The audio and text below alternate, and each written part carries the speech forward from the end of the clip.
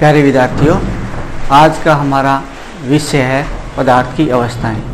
तो आज हम डिस्कस करेंगे पदार्थ की कितनी अवस्थाएं होती है और हम किस प्रकार उनमें अंतर कर सकते हैं। तो सबसे पहले हम देखते हैं कि पदार्थ की कितनी अवस्थाएं हो सकती है।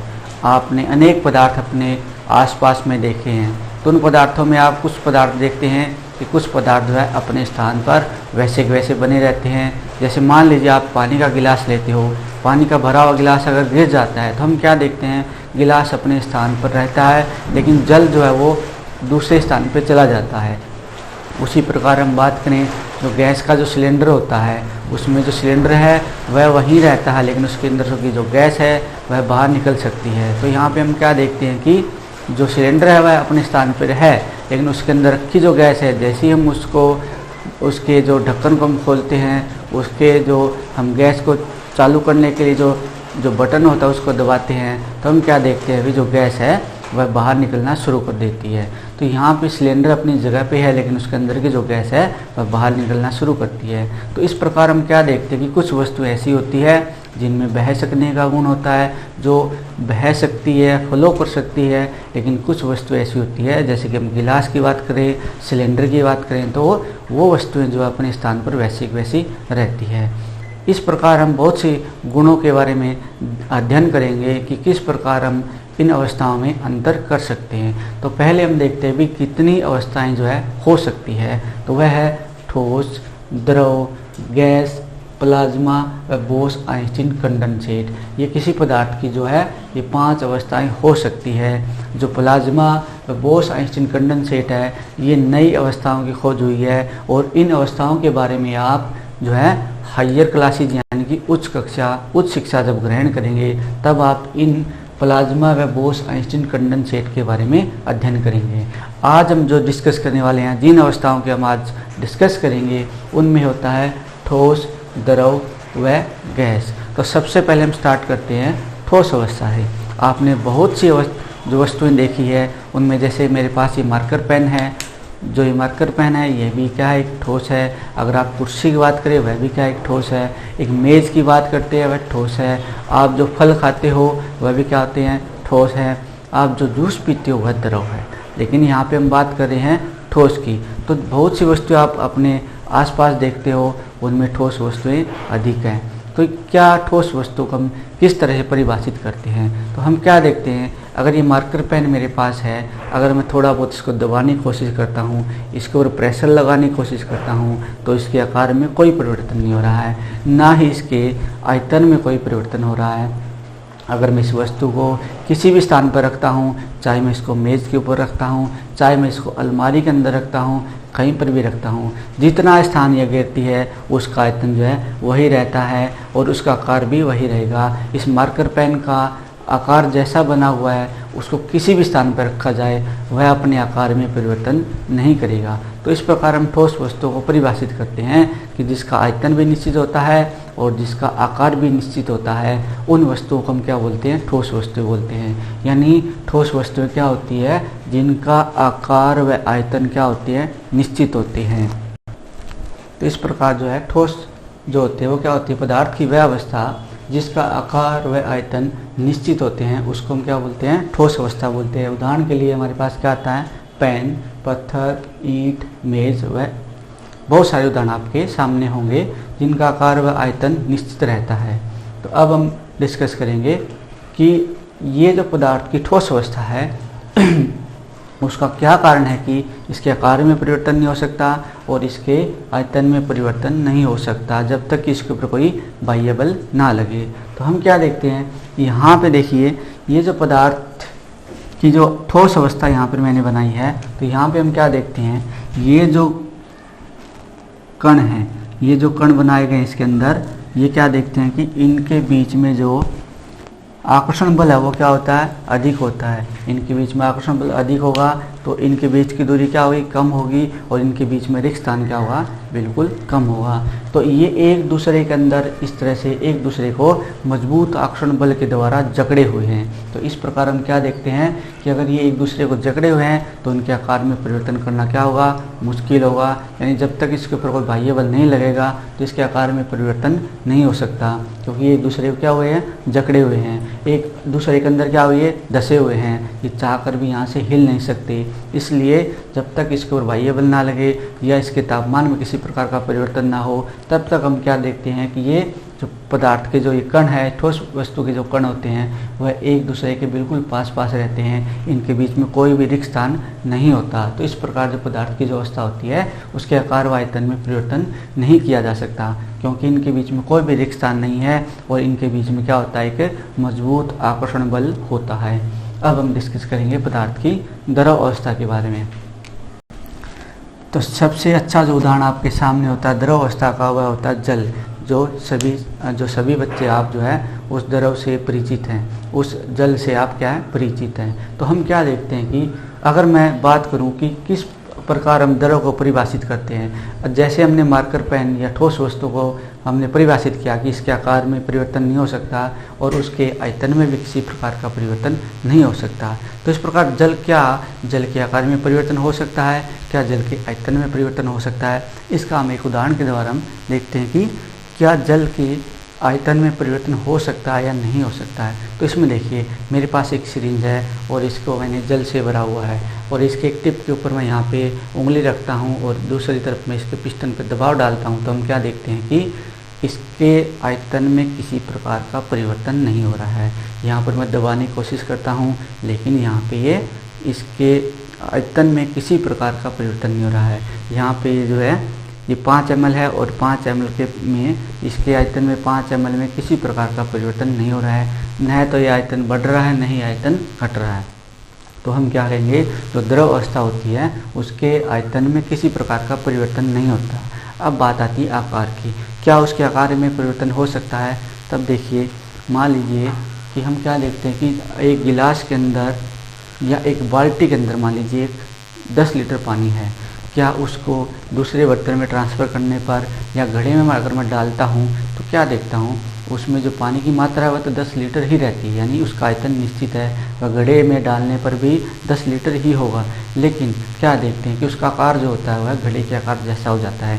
बाल्टी के अंदर जब पानी में था तब उसका आकार जो था वह सिलेंड्रिकल यानी कि बेलनाकार था, लेकिन जैसे ही मैंने उसको घड़े के अंदर डाला तो घड़े का आकार क्या होता है, वह स्फेरिकल होता है यानी कि गोलाकार होता है। तो इसी प्रकार उस जो पानी हमने उसके अंदर डाला है उसने भी वही आकार ग्रहण कर लिया जो आकार किसका था, जो घड़े का आकार था। यानी हम क्या देखते हैं कि जो द्रव वस्तुएं होती हैं वह अपना उनका खुद का आकार नहीं होता, बल्कि उस बर्तन से वह आकार ग्रहण करती है जिस बर्तन के अंदर वो डाले जाते हैं। यानी उसका जो आकार होता है वह निश्चित नहीं होता, वह उस बर्तन पर निर्भर करता है जिस बर्तन के अंदर वह द्रव डाला गया। तो इस प्रकार हम किसी द्रव को क्या परिभाषित करेंगे, किस तरह से परिभाषित करते हैं कि द्रव जो वस्तुएं होती है वह उस प्रकार उनका जो आकार होता है वह निश्चित नहीं होता, जबकि आयतन क्या होता है, निश्चित होता है। इस प्रकार हम द्रव को परिभाषित कर सकते हैं। यानी कि द्रव जो होगी पदार्थ की वह अवस्था होती है जिसका आयतन क्या होता है, निश्चित हो, परंतु आकार क्या होता है, अनिश्चित होता है। इस अवस्था को क्या बोलते हैं, द्रव अवस्था बोलते हैं। उदाहरण के लिए हमारे पास जल हो सकता है, तेल हो सकता है, दूध हो सकता है, लस्सी हो सकती है। आपके सामने बहुत सारे उदाहरण हैं जो कि किस अवस्था के होते हैं, द्रव अवस्था के होते हैं। अब हमें ये देखना है कि उसका आयतन तो निश्चित होता है, लेकिन अगर हम बात करें उसके आकार की, वह अनिश्चित होता है। ऐसा क्यों होता है, देखिए क्या होता है कि जो द्रव अवस्था होती है उसके पदार्थ के कणों के बीच में रिक्त स्थान तो होता है, लेकिन वह बहुत ही कम होता है। तो उसकी वजह से उनको दबाया तो नहीं जा सकता, यानी उनके पदार्थ के कणों के बीच में इतना कम रिक्त स्थान है कि उनको दबा करके उस रिक्त स्थान को भरा नहीं जा सकता। लेकिन क्या होता है कि उनमें जो रिक्त स्थान होता है उसकी वजह से मान लीजिए हमारे पास ये जो है ये एक परत है उस द्रव की और ये दूसरी परत है उस द्रव की। तब क्या होता है, इन दोनों के बीच में क्या होता है, यहाँ पे देखिए ये इस तरह से रिक्त स्थान है, तो इनके बीच में रिक्त स्थान होने की वजह से क्या होगा, ये जो परत होती है एक दूसरे के ऊपर इस तरह से चल सकती है। इसकी वजह से क्या होता है कि इनका आकार जो होता है वो निश्चित न होकर के क्या होता है, अनिश्चित होता है। क्यों होता है, क्योंकि ये जो परत होती है वो एक दूसरे के ऊपर इस तरह से फिसल सकती है, क्योंकि इसके एक परत के बीच में और दूसरी परत के बीच में क्या होता है, रिक्त स्थान होता है, और इनके बीच में जो आकर्षण बल होता है वह थोड़ा सा कम होता है। तो इस तरीके से ये जो परत है वह इस तरह जा करके इस तरह भी हो सकती है, ये परत जो है इस तरह से जा करके इस तरह भी हो सकती है, यानी ये परत जो है किसी एक भी आकार को ग्रहण कर सकती है। तो उसकी वजह से क्या होगा, जिस भी बर्तन में डाला जाता है उस बर्तन के अनुसार ये अपने आप को, ये परत जो अपने आप अनुसार जो है अपने आप को ढाल लेती है। तो इस प्रकार हम क्या देखते हैं कि ये जो पदार्थ की जो अवस्थाएं होती है, द्रव की पदार्थ की जो द्रव अवस्था होती है उसमें क्या होता है, उसका आकार क्या होता है, अनिश्चित होता है। अब देखिए, अगर मैं ये बोल रहा हूँ कि इसकी जो परत होती है वह एक दूसरे के ऊपर फिसल सकती है। मान लीजिए यहाँ पे मैंने जैसे कि 2 परत दिखाई है, हो सकता है इसके ऊपर तीसरी परत हो, उसके ऊपर हो सकता है चौथी परत हो, और उसके ऊपर हो सकता है 5वीं परत हो। अगर मैं इनको एकदम से छोड़ता हूँ तो क्या होगा, ये परत एक दूसरे के ऊपर इस तरह से फिसल करके आगे निकल सकती है। तो क्या होगा कि जिस तरह से ये परत इसके ऊपर आगे इस तरह से चली जाती है, उसी प्रकार मान लीजिए कि एक तीसरी परत है वो थोड़ा सा और आगे निकल जाएगी, फिर जो चौथी जो परत होगी वह फिर आगे, यहाँ से आगे फिर निकल जाएगी, इससे आगे फिर निकल जाएगी।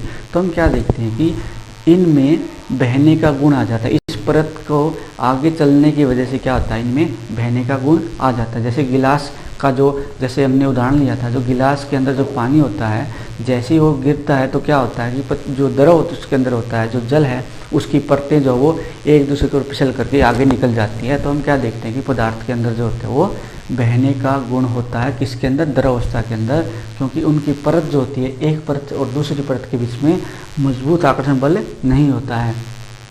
यानी पदार्थ द्रव जो होता है उसका आकार भी इसी वजह से क्या होता है, अनिश्चित होता है, और इसी वजह से क्या होता है, उनमें बहने का गुण होता है। अब हम बात करते हैं गैसीय अवस्था की, कि गैसीय अवस्था जो होती है क्या होती है, किस अवस्था को हम गैसीय अवस्था बोलते हैं। इसके बारे में अनेक उदाहरण आपने देखा होंगे। सबसे अच्छा उदाहरण आपके आसपास ही है, वह क्या है, हवा। हवा क्या एक प्रकार की गैस है, और आपने एलपीजी सिलेंडर का नाम सुना होगा, अनेक गैस के बारे में सुना, हाइड्रोजन गैस के नाम सुना होगा, कार्बन डाइऑक्साइड गैस के जो हम की हमारे शरीर से बाहर निकालते हैं। कौन सी गैस बाहर निकालते हैं, कार्बन डाइऑक्साइड। कौन सी ग्रहण करते हैं, ऑक्सीजन गैस ग्रहण करते हैं। तो ये ऑक्सीजन क्या है, गैस है, कार्बन डाइऑक्साइड क्या है, गैस है। तो इस प्रकार के उदाहरण जो गैस के अनेकों उदाहरण हमारे आसपास है। तो हम क्या देखते हैं कि किस पदार्थ को या किस पदार्थ की किस अवस्था को हम क्या गैस बोलेंगे। तो हमारा आंसर होगा कि अगर हम देखें कि गैस जो होती है, जैसे यहाँ पे इस सिलेंडर, इसके अंदर जो सिरिंज के अंदर क्या था, जल था, और हमने दबाया इसको, तो ये अब इसके आयतन में किसी प्रकार का परिवर्तन नहीं हुआ। अब हम लेते हैं उदाहरण इसके गैस का, कि अगर हम इसमें हवा डालते हैं, हवा भरते हैं, तो क्या हवा के भरने से या हवा को दबाने से क्या उसके आकार में परिवर्तन होता है, क्या उसके आयतन में परिवर्तन होता है। तो जैसे देखिए, इस अभी जो है ना, ये सिरिंज खाली है और मैं इसको किससे भर रहा हूँ, अभी हवा से भर रहा हूँ, और फिर मैं इसके ऊपर टिप के ऊपर उंगली रख करके और इस पिस्टन को दबाने की कोशिश करता हूँ। तो हम क्या देखते हैं कि ये पिस्टन जो है दबाया जा सकता है। इस तरीके से हमने इसको दबा दिया है, और यहाँ पे हम क्या देखते हैं कि इस पिस्टन को दबाने से क्या होगा, ये जो जितना इसका आयतन था, गैस का आयतन, वह क्या हो जाता है, कम हो जाता है। यानी प्रेशर लगाने पर उस गैस का आयतन क्या हो जाता है, कम हो जाता है। और इसको अगर मैं, जैसे मान लीजिए हमने यहाँ तक इसको भरा और उसके बाद फिर मैंने दबा दिया है, और जैसे इस तरह से जैसे मैं इस प्रेशर को रिलीज करता हूँ तो क्या देखता हूँ कि या प्रेशर को वापस छोड़ देता हूँ, तो क्या देखते हैं कि ये उसी आयतन को फिर से ग्रहण कर लेता है। यानी इसका आयतन जो होता है परिवर्तनीय है, यानी कि इसका आयतन अनिश्चित है, निश्चित नहीं है, क्योंकि इसमें परिवर्तन किया जा सकता है इसके ऊपर प्रेशर लगा करके और प्रेशर को हटा करके। यानी इसका जो आकार, जो आयतन की जब हम बात करें, तो गैस जो गैसीय अवस्था होती है उसका आयतन क्या होता है, अनिश्चित होता है। अब बात आती है आकार की। क्या अगर गैस के कणों के बीच में यानी मजबूत आकर्षण बल नहीं है, क्योंकि हमें पता लग रहा है उसका आयतन को जो है ना हम कम ज़्यादा कर सकते हैं, तो क्या होगा, आकार जो होता है, आकार भी वही काम करेगा जिस तरह से द्रव के अंदर आकर्षण बल कम होने की वजह से हुआ था, कि जो गैसीय अवस्था होती है उसका जो आकार है वह भी निर्भर करता है उसके बर्तन के ऊपर, किस बर्तन के अंदर डाला गया है। जैसे हवा की बात करें, हवा वायुमंडल में है तो वायुमंडल के जैसे आकार उसने ग्रहण किया हुआ है। अगर हम बात करें एलपीजी सिलेंडर के अंदर जो गैस है उसने सिलेंडर के जैसे आकार ग्रहण किया हुआ है।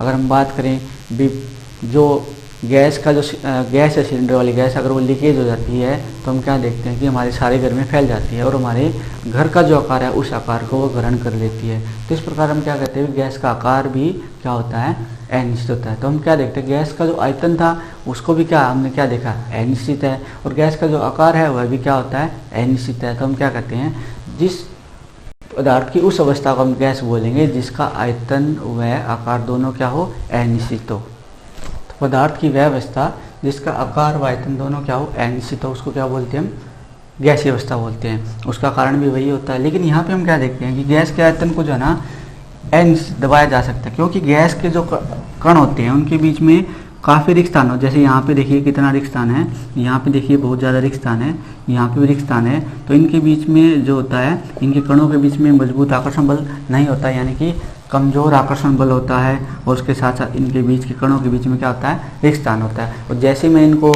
दबाने की कोशिश करता हूँ तो क्या होता है, ये कण जो बिल्कुल इस तरह से पास पास आ जाते हैं, और पास पास आने से क्या होगा, इनका आयतन क्या हो जाता है, कम हो जाता है। इस प्रकार हम देखते हैं कि इनके बीच में रिक्त स्थान होने की वजह से इसके आकार को बदला जा सकता है, यानी इसके आयतन को बदला जा सकता है। इसके आकार के बदलने का कारण यह है कि ये जो लेयर यहाँ पे जो परत है और ये जो परत है, इनके बीच में दूरी भी अधिक है, जिसकी वजह से उनके बीच में मजबूत आकर्षण बल नहीं होगा। और ये भी क्या कर सकती है, ये भी एक परत के ऊपर दूसरी परत जो होती है वो चल सकती है। तो इस प्रकार इनके आकार में क्या होता है, परिवर्तन हो सकता है। और इनमें भी क्या होगा, बहने का गुण होगा, क्योंकि इनमें भी क्या होती है, एक परत दूसरी परत के ऊपर चल सकती है, इसलिए इनमें बहने का गुण होता है। तो इस प्रकार हमने डिस्कस किया ठोस, द्रव और गैस अवस्था के बारे में। अब हमारा जो नेक्स्ट टॉपिक ये है कि क्या इन पदार्थ की अवस्थाओं में परिवर्तन किया जा सकता है या नहीं किया जा सकता। एक बार हम इनके जो अवस्थाएं हैं उनका कंपैरिजन करते हैं, उनके गुणों का जो कंपैरिजन करते हैं तो हमारे पास क्या लिखते हैं, आयतन जो होता है वह क्या होता है, आयतन जो होता है वह निश्चित होता है ठोस की गैस में, और द्रव में निश्चित होता है। लेकिन जो गैस होता है, गैस का जो आयतन होता है वो क्या होता है, अनिश्चित होता है। फिर हम बात करते हैं आकार की। जो आकार होता है वह आकार क्या होता है, ठोस का निश्चित होता है यहाँ पे, और लेकिन द्रव और गैस का आकार जो होता है वो अनिश्चित होता है, क्योंकि वह उस बर्तन पर निर्भर करता है। उसके बाद हम संपीड़ितता देखते हैं। संपीड़ितता का मतलब है क्या, उनको दबा करके संपीड़ित किया जा सकता है या उनको दबा कर आयतन में कमी की जा सकती है। तो हम क्या देखते हैं कि ठोस अवस्था में क्या देखते हैं, ठोस वस्तु जो होती है उनको संपीड़ित नहीं किया जा सकता या नगण्य होता है। इसी प्रकार द्रव को भी क्या संपीड़ित नहीं किया जा सकता, लेकिन गैस की अवस्था को हम संपीड़ित करके उसके जो आयतन में काफ़ी अंतर कर सकते हैं। उसके बाद हम देखते हैं कि आकर्षण बल, उनके जो पार्टिकल्स है या उनके जो कण हैं उनके बीच में आकर्षण बल किस में अधिक होता है। तो हम क्या देखते हैं, ठोस के जो कण होते हैं उनके बीच में मजबूत आकर्षण बल होता है, जबकि जो द्रव के जो कण होते हैं उनमें क्या होता है, द्रव के केस में क्या होता है, मजबूत आकर्षण बल नहीं होता इतना। और यहाँ पे जब बात करते हैं गैस की तो उनके कणों के बीच में भी मजबूत आकर्षण बल नहीं होता है, बहुत ही कम आकर्षण बल होता है। अब बात करते हैं रिक्त स्थान। तो जो ठोस होता है उनमें रिक्त स्थान क्या होता है, बहुत ही कम होता है। द्रव के अंदर रिक्त स्थान जो होता है वह थोड़ा सा कम होता है। लेकिन यहाँ पे अगर हम बात करें गैसीय अवस्था, वहाँ पे रिक्त स्थान बहुत अधिक होता है। उसके बाद हम बात करते हैं फ्लूइडिटी यानी कि तरलता के बारे में। जो तरलता का मतलब बहने का गुण जो होता है, तो हम क्या देखते हैं, ठोस वस्तुएं बह नहीं सकती है, वह तरल नहीं होती है। द्रव वस्तुएं तरल होती है, और गैस वस्तुएं जो होती हैं, गैसीय अवस्था जो होती है वह भी क्या होती है, तरल होती है। इस प्रकार हमने डिस्कस किया पदार्थ की अवस्था के बारे में। नेक्स्ट जो हमारा टॉपिक होगा वह होगा पदार्थ की जो अवस्थाएँ हैं, क्या उनमें परिवर्तन हो सकता है या नहीं हो सकता।